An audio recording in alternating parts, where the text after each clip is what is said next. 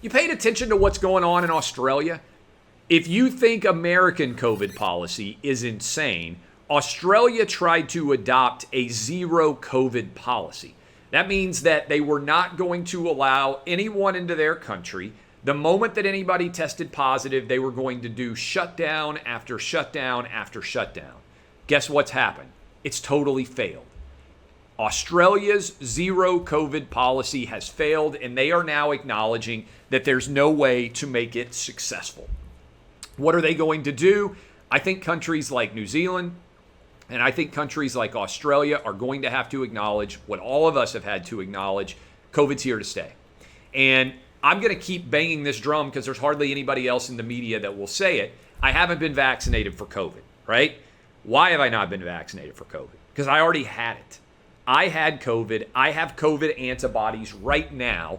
An Israeli study showed recently that having natural immunity from having COVID is up to 27 times as protective as the COVID vaccine. Now listen, 75% of people 18 and up have gotten at least one of the shots for COVID. I told my own parents who are over 75 years old that they need to make the decision to go get the COVID vaccine. It made a lot of sense for them. But data matters. Facts matter. This is from a current study that is being published by 2 Stanford professors. Do you know what the survival rate is for COVID if you are under the age of 20 and you get it? 99.9973%.